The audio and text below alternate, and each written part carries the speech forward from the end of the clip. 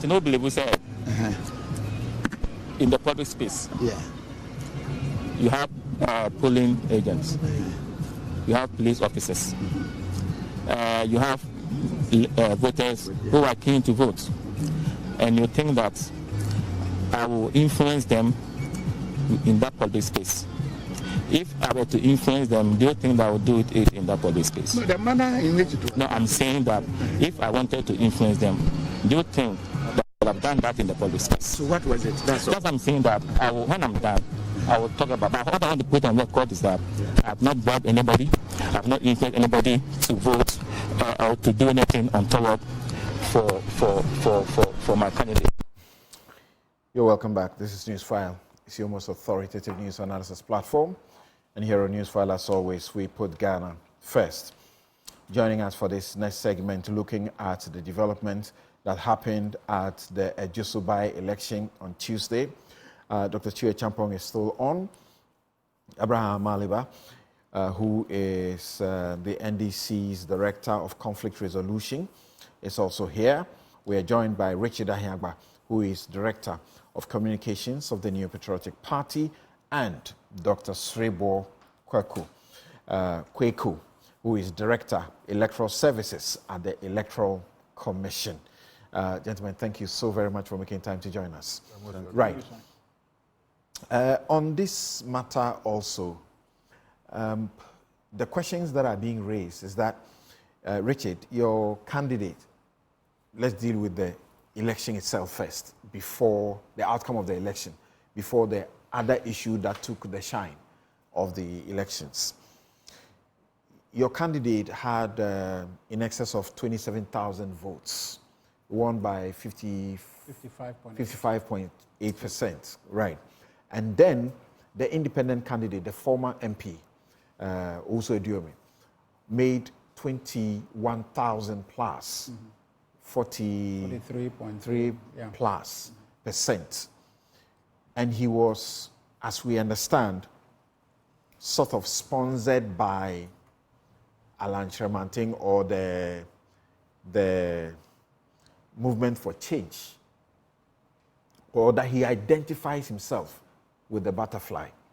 People say this signals that if in a place where you have nearly 100% stronghold, you struggle the way you did to win the elections. The president had to go there. The vice president had to go there. The constituents were talking about all of a sudden earth-moving machines that were seen on some of the roads that had to be done, that had not been done. And then we have people talking about vote buying, that particular vehicles were going around and dishing out, 100 Ghana cedis to induce votes. That says 2024 December is going to be difficult for the NPP. Samson, thank you very much, and good morning to my co-panelists and to your good self. I think that the Ejisu By-Election is a litmus test, I guess, as you tried to put it, for 2024. But for us, it's a good indication of what work we must do, not necessarily for the intra-party outcomes.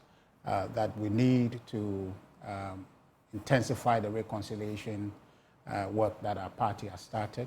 So we have regional reconciliation committees that are working actively to address some internal electoral matters, which has created, discomfort for some people, and that really is what came to head at the Ejisu By-Election. So there are internal matters, that individual interpersonal issues that has risen to become a party issue rather than individual issues. So that, for me, is the sum total of the difficulty we faced in Ejisu.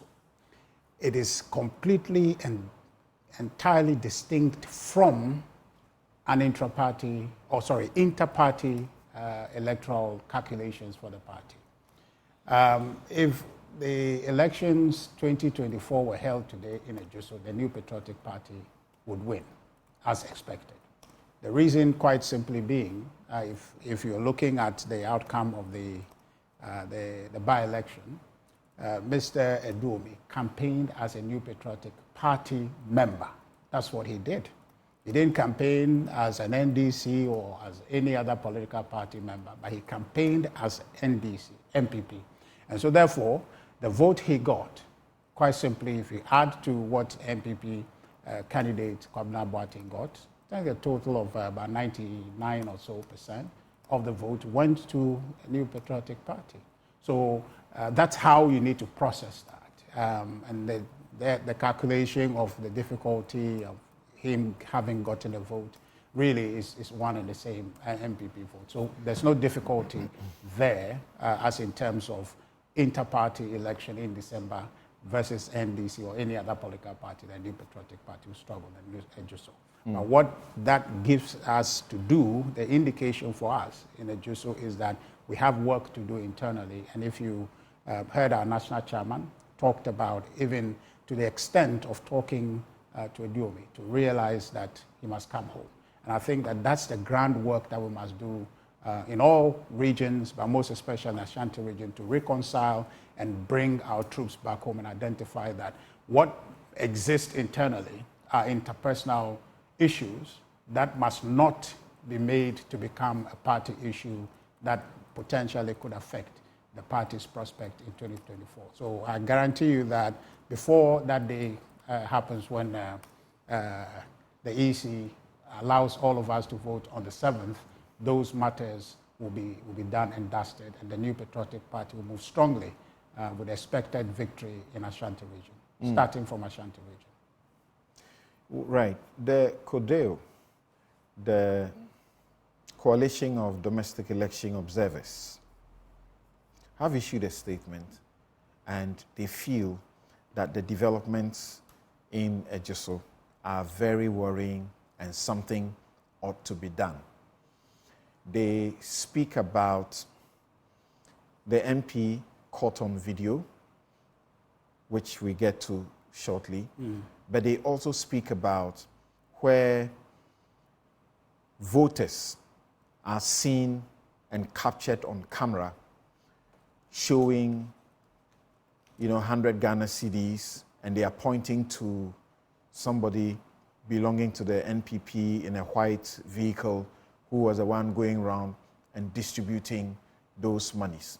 They say the reported incidents of vote buying raise equally troubling concerns. CODEO has observed with great worry the alarming and increasing incidents of vote buying in Ghana's elections, particularly during party primaries and by-elections. Although the right to vote is granted to each individual voter, the vote is not a piece of private personal property that the voter can sell or trade to anyone willing to pay for it. Beyond the disrespect to the individual voter in offering to purchase his or her inalienable rights, vote buying and vote selling undermine the people's collective right to be represented or governed by persons chosen in a free and fair elections. Vote buying goes against the fundamental principle of a free and fair election, the cornerstone of election integrity in a democracy. So how do you feel about that? That this was almost an internal contest, right, and yet money was just flying all over the place. Well, to be very honest with you, I've seen those videos, but I don't know the sources of those monies they are referring to. I have not had reason to give money to anyone. I've been in that constituency for a good amount of time. I appreciate the work that was done by others, but for my team most especially, we did house to house, we did community engagement with a view of letting them know what the government has done, the track record of the individual who they have selected, Kwabena Boateng, to lead them to replace Dr. John Kuma, his capacity to be able to continue the work that was at stake.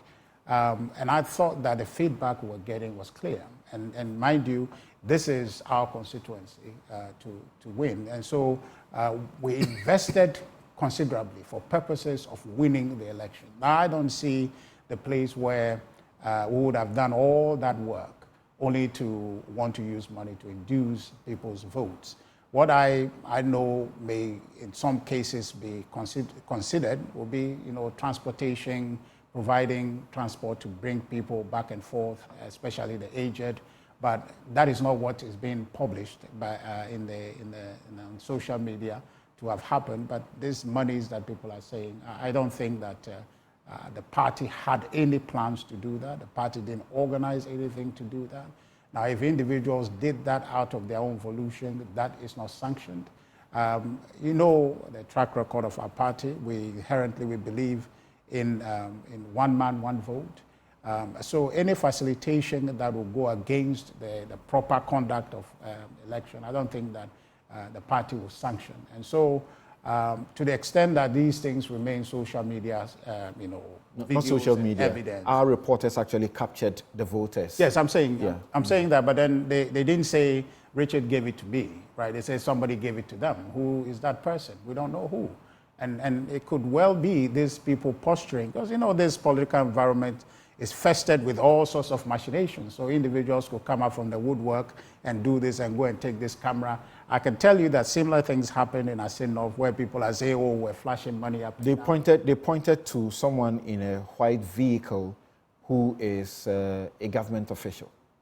Okay, well, the police should find out who the person is, and then we can begin to have a substantive conversation. Otherwise, what this is before us is speculation. And I can tell you that people are capable of putting this up and creating the appearance that something grand like that has happened, that a New Patriotic Party went to Ejisu and was flashing money and buying votes left, right, center, right? Just to discredit the party, just to make the party look bad. People have capacity. They have the time, they have the resources to stage these kinds of things. But what I want to assure you and your viewers is that as a party, we've never sat down to orchestrate to say our strategy includes sharing money. We didn't do that. And I just told you that I was there considerable amount of time. Every evening we went community engagement, concurrently with house to house, engaging people, sharing information, telling them why they must vote for their party, because we saw that the election was internal, and therefore we needed to cover every inch of space to ensure that the turnout was there and the victory was there for the party. So yes, I've seen those videos, but I could guarantee you that that cannot be a direct product of the New Patriotic Party sanctioning those behavior. Abraham, how do you see those videos also, and what do you have to say about them? The Codeo, in specific reference to them, said that the videos captured various unrelated video clips. He said that there were two occasions. The first occasion is the Dr. Kingsley Nyako situation, and then they say the second captured in various unrelated video clips from the precincts of unidentified polling stations. Voters are seen relating how they were given cash and or other inducements. In one instance, cash plus an illegal substance to vote for or upon admitting to having voted for a particular candidate in the election. There are suggestions in these videos that such incidents of blatant vote buying occurred on a widespread scale in the Ejisu By-Election. Yeah. So let me start by saying that the results from the Ejisu By-Election is a clear indication that Ghanaians are tired of the NPP. Because Ejisu is not just a stronghold, it's a super stronghold. And what I mean by that is, within a stronghold, there are areas which are like no-go areas, and Ejisu is one of them. Now, the independent candidate never campaigned as NPP. In fact, there's a video clip of Bawumia saying that the NDC is behind the independent candidate. The president, when he went there, said that the independent candidate, he cannot work with the independent candidate, and that independent candidates cannot come to him for projects. Never mind, that was another loose talk by the president, because he's lucky today, it's not the one subject matter. But the independent candidate was pointing to roles that he had done when he was a minister and MP. The president also said, nobody is able to bring road construction if I don't sign that contract. So don't let him take credit for it. Yes, and he said that he can't work with independent party candidates. My point about the president's conduct is that it is becoming clear that he does not live by his oath to do good to all manner of persons. For him, you must be a party person to benefit from the country's resources. But that's not the point. The point is about the independent candidate who never campaigned on the ticket of the NPP, as Ihagba is saying. He campaigned on his credibility. Whereas the NPP descended in that constituency with national security, every government official was at the place. Nonetheless, you struggle to win. So it's a clear indication that the people of this country are no longer going to be hoodwinked by your machinations. But the vote buying, I saw three things. I saw three types of vote buying. The first one has to do with money that is distributed to, those who were there to vote, the voters. That's the first one. The second one is money distributed to election officers, as you saw in the video. There's evidence of only one instance. We can't tell because that's why we capture. Indeed, this would have gone unnoticed, but for your cameraman who unconscious, because he was not also capturing that incident. That's right. But so we can't tell. Then the third one is distribution of the desperation that has now caught up with the NPP, such that apart from now inducing voters with money, we are beginning to induce voters with Can this be believable? It cannot. It cannot. And that a party will be distributing weed. Yes. Is it believable? Would you like to project that further? I would want to understand it from the perspective of those who were interviewed. There was this old lady, which your cameraman captured, saying that money was added to the and packed. So when it was given to the young man thought that money was all throughout to the bottom of the envelope, not knowing the money was just up. And so when they took it off, they saw the weed. That's what our desperate NPP is getting all of us to. This is condemnable. And from where you sit, does that not give you an indication somewhat that this may have been contrived to destroy the reputation of the process and that the NPP will not be involved in doing such a thing? Distributing weed? How many days after the elections now? Has the NPP distanced itself from it? Have they issued a statement? Have they issued a statement even condemning the actions of their MP? Have they? They've not done that. So, if you've not done all this to distance yourself from all these ills, whom else do we have to attribute these ills to? But I think that it is for the state to act. What we can do, don't have the police, I don't control the police to investigate these matters. But I'm told this morning that the special prosecutor has invited the MP and two officials of the EC have also been picked up by the police. My only problem with the EC was when my good friend Srebo here said that we shouldn't jump into conclusion and that we don't know what is in the envelope yet. The man himself said that it was money, which is in the envelope. So, and that at the time Dr. Srebo was giving caution, will you say that was not a responsible way to communicate? Because you're being told of an event. You may have seen a clip of it, but as a lawyer, you would know that it's not that easy to make a conclusion. Before he made his statement, we had all gotten to know from the man's own comment that first it was documents, then he moved from documents to money. He was on the field. The possibility that he would not be listening to radio. So he should have also be guarded. Is that not rather where you would say that you don't have to blame him? No, but when the journalists approached him, this has happened to your officers. You were with the officers a while ago. Just when you left, somebody came there and gave them envelopes containing money. And he says, well, that's bad enough, but let's not be in a hurry to condemn whoever, whatever is in the envelope. Again, he also saw the video and saw that his officers, some of them, we saw in the video that they were not actually receiving. It was dropped, and they seemed to move away before one picked it.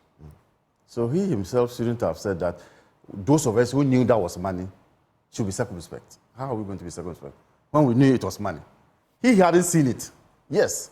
So he should have been also cautious in telling us to be circumspect when we knew that it was money. You could have only suspected it was money, not that you... No, but the man had then come out to indicate that, yes, it was money he gave them for lunch. At that time, he didn't say so. For lunch. At that time, he said his documents, it could be something else. Yes, documents. Then he moved away from the documents and then landed on the money. But in any case, you can see clearly that this was premeditated.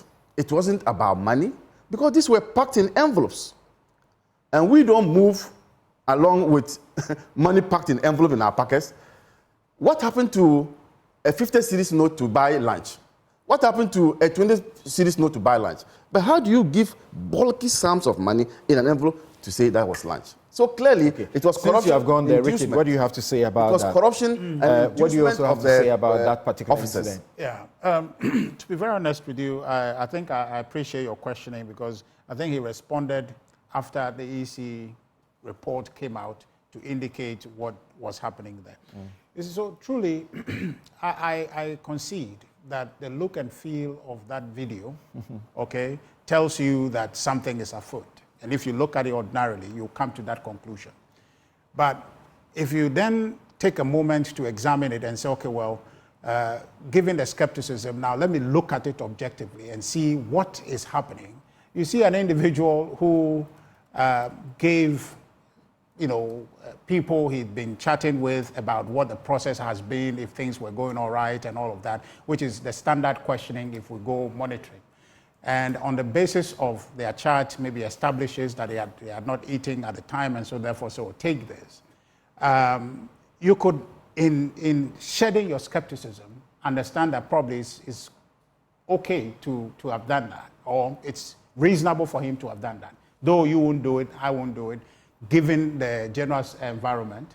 But you see, Maliba is talking about what happened to 50 Ghana cedis to buy lunch. If he had given 1 cedi to buy water, the same conversation will be had here. So it has nothing to do with the envelope or it is 50 cedis. The idea is that the individual in the moment decided to give that. I want to say very clearly that it is not a party design for him to do that. Maliba was saying that the party has not disassociated itself, we have not issued any statement. I spoke before you and I did say that the party didn't sanction anything like that. At any rate, I wasn't given any money to go and give anybody. And so I speak from that place to let you understand that the party did not sanction that. Now, on his own humanitarian level, feels he wants to do that, we can judge it for what he has done and then apply what systems you can put in place to check that in the future, but he did that out of his goodwill, seeking to help another. It cannot be for the purposes of the New Patriotic Party because I know he's not been put to that. And he had not. The Kodeo statement speaks about what many believe ought to be what the party, the NPP, should be candid in confronting. It says that in the reported incident, it is even more telling that the supposedly innocent offer of lunch money came preconcealed in an envelope. It is because of the practical impossibility of proving one's motive in offering or accepting offers of lunch or lunch money in these circumstances, that the best policy in matters of this kind is a zero tolerance policy prohibiting such conduct on both the side of the giver and the receiver. So the suspicion now is, and it's a reasonable suspicion, isn't it? Yes. That he must have had this kind of preconcealed envelopes, not one, and must have gone round and distributed them, except that on this occasion, without planning, the videos caught him. Yes. I think what the point they're generalizing from that incident to say that he's done that Possibly he's done that everywhere else, except only one camera caught him. That's a reasonable generalization to make under the circumstance. But I'm saying that even if that is what he's doing, to what extent is that capable of influencing the outcome? How do you know? Please. To what extent? Because we're exploring the matter. Do you condemn it? Absolutely, I've said that. That I'm saying that I wouldn't have done that. He knows he shouldn't have done that. But then on the You on condemn the it. You say you condemn it. I just indicated to you. So if you condemn it, then there must be something wrong with it. Yes, I just told you that the look and feel of it, okay, and the circumstances in which that was offered can be problematic, right? He says he was offering lunch. That's what I'm saying, yes. So now, when you shed your skepticism, then you get to listen to him and say, okay, well, under what circumstance will he do that? One, he had established that the people had eaten lunch at the time he was there. 10 a.m. He forgot when he was writing that statement. Well, I don't know, but that was 10 a.m. when he was caught. You see, something. The fact is what we are dealing with. That's what he has said. We can read our meanings into. No, we are not reading meanings. He was caught on Joy News. Yeah. And at the time, the program that was airing, it airs at 10 a.m. I'm not disputing that. I'm saying what he has said on record is what we are discussing, right? Unless you want us to go away and then begin to imagine why he would do that and read into his motives. But what is substantial is the fact that he gave it for the purposes of lunch, which is on record. And I'm saying that in that moment, you look at the issue twice and say, okay, well, when I look at it skeptically, I think that this man is trying to corrupt or compromise the people. But under what circumstance would he do that in the open? And to what point and what instruction was issued? When he gave the money, the envelope to them, he didn't say anything else. When you look at the video, he was not actually giving in the open as he claims. You will see that the officials were at one side, where the police officer was. Mm-hmm. And then he has a conversation with them, and they move away from the police officer to the other extreme. It is at that point that he is dropping the envelope, picks it from his pocket. We cannot say it's in the open because he didn't know that the cameras were capturing him. Well, the camera is not a definition of the open. The place was open. The camera is just a lens that's captured. The open is where the people were, right? So they moved from one end to, I think it was just one, the gentleman that moved to join the lady. The lady was stationary at the table. The gentleman joined him. And so still in the same election perimeter. But the substantial point, and I think I agree with you largely in saying that this is something that looks, suspicious, but I think that we need to be cautious in reading such meanings. I totally disagree with Kodeo in making the point that on the basis of one instance, then we're saying that the 5 police stations that he was in charge of, he was doing that. I mean, it's a reasonable extension to make, but for me, I say that it's a stretch too far.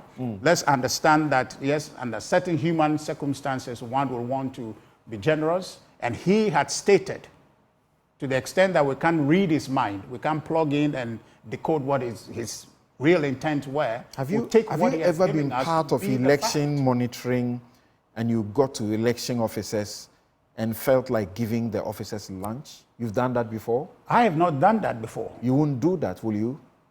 Well, if a demand is made of me and I feel I could meet it, but it hasn't happened to me.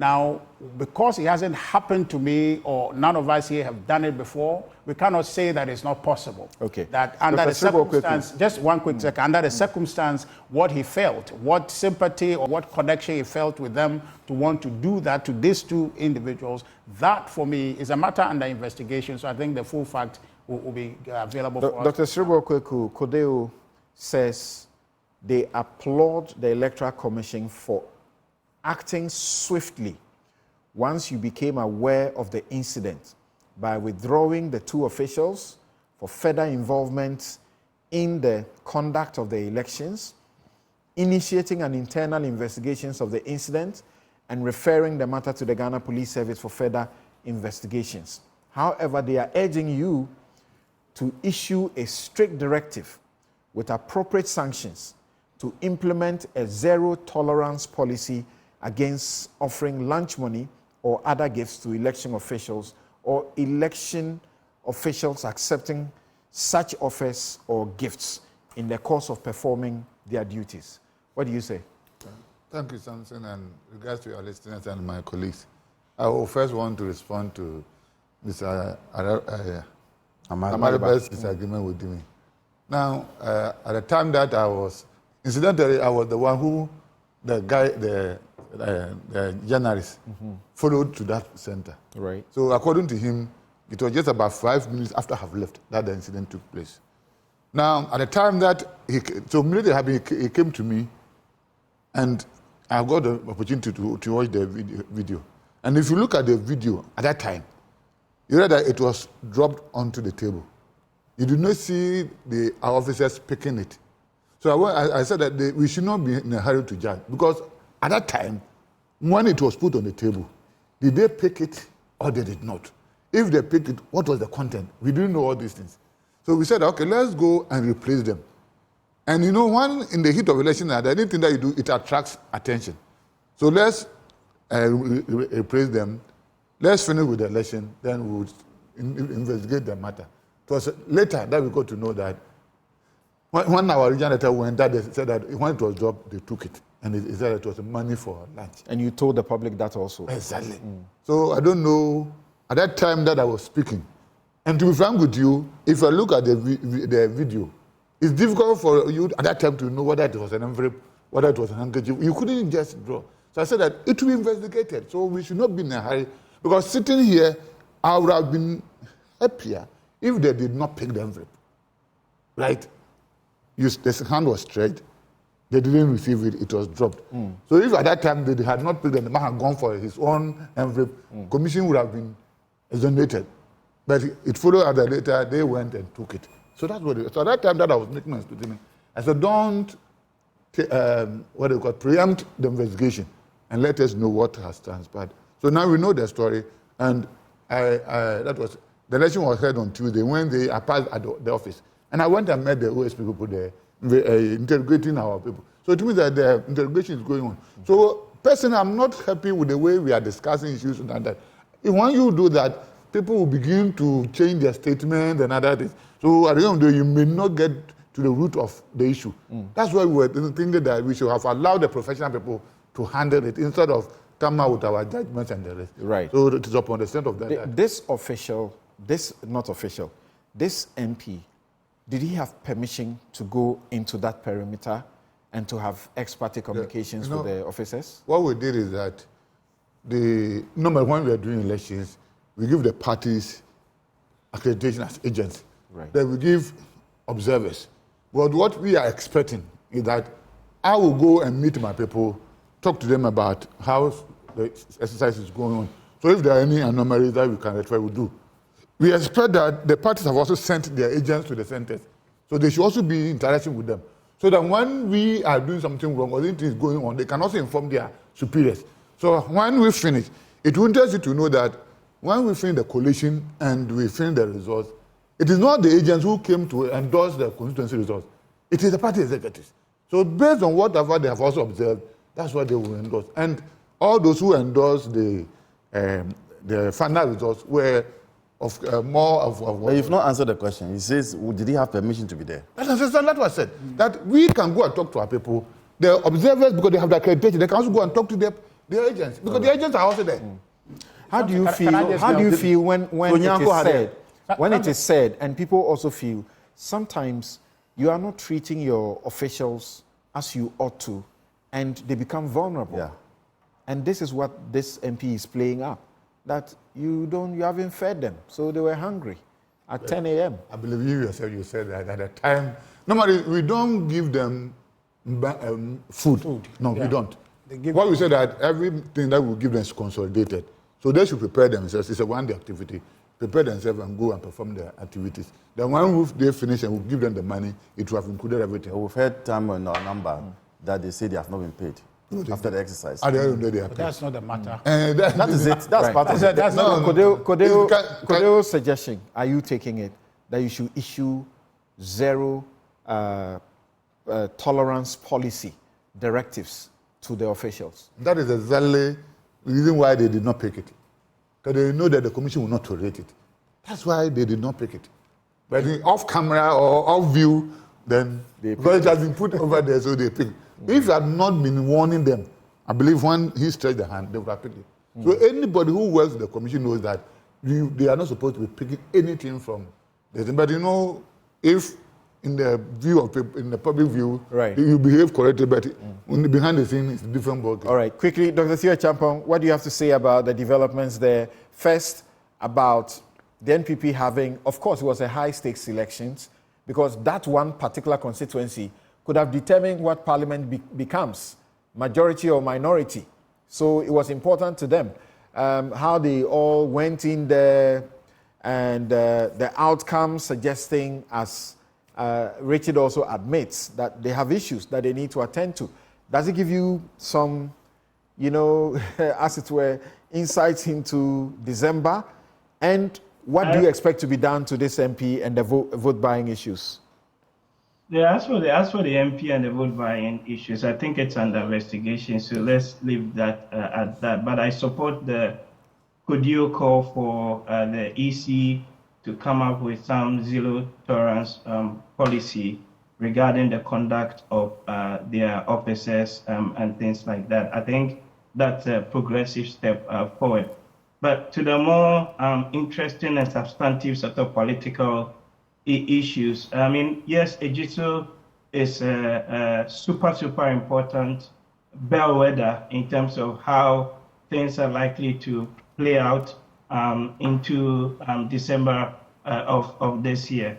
The first point I want to make is that if you look at the pre-election polling that was done and the results that came, largely what the candidate got was within the margin of error that the pre-election polls that the likes of Global Info Analytics and others, you know, had done.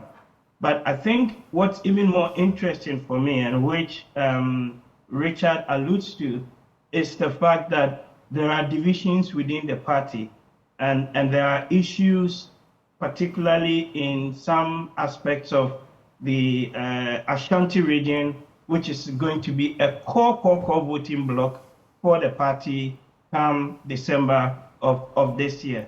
If you don't have a lot of people turning up to actually vote for the party in December, or in other words, if you have a lot of apathy, as we saw in 2008, then there are issues, right, for the party. Normally, in such by-elections, you do have relatively low voter turnout in by-elections. So you sometimes read the results with a bit of a caveat.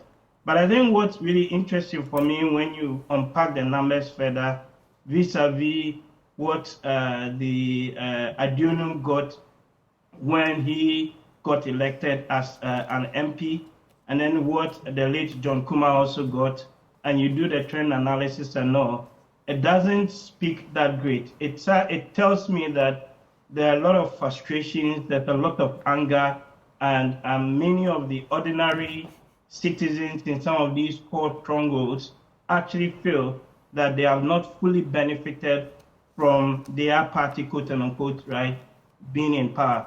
The question then becomes, to what extent would this then translate into potential voter apathy come December? We're yet to see that. But again, you look at the numbers, and I like to play with the numbers. In Ejisu and in most of these other super constituencies, typically the NPP is polling about 82%, right? So basically 8 in 10 of the people who vote would vote for the NPP, and then the NDC normally does about 17 or so percent using Ejisu historical voting patterns. The concern now becomes, if you have that number dropping to even, let's say, 70%, right, or even for argument's sake, 75%, then that does not, augur well for the fortunes of the incumbent, administration. So clearly, they have a lot of work to do in trying to close the divisions within the party. A lot of reconciliation had to be done. And I think this week it was the former Railways Minister, Ameya Kumfi, who I read on one of the news publications, making the same case that the party needs to close its ranks and be united for the battle ahead. Else, they could be looking at a completely different turn of events, especially in some of these, super strongholds where there are deep frustrations and resentment amongst members of the party. All right. So they should also be worried about the apathy as was exhibited. So the turnout was not as encouraging as would have been expected. Right. Thank you all so very much on this. But by and large, you pat yourselves on the back for having ensured that everything was successful on the day, right? Yeah, I think, but for this bridge, right, you will have read that it was seamless. Okay. And I was happy when we finished the collation. All the agents there signed and they congratulated us for good work done. If you look at the video issue, the only challenge is that the people should have taken when it was dropped on the table. Yeah, but there are many people who can see in the video that it appears it was a gentleman who was saying, drop it instead of collecting it directly. Okay. And once it was dropped, you see that his hand, he tries to pick it or picks it by himself. Yes, yeah, you need to watch it a number of times. Okay. Yes, thank you very much. Now we are still talking about the Electoral Commission and issues coming up in that direction. But as far as the matter of the attempting to corrupt the EC officials is concerned, the instructions are that if you look at Section 256 of the Criminal Offences Act as amended and elevating the punishments there to felonies, there is something clearly wrong that someone will have to be punished for. But I also think that we need to look at the distribution of we. That is a serious matter. We'll take a quick break. That one I agree with. Return to find out where the BVDs were auctioned and if anything untoward happened. The EC is here with documents.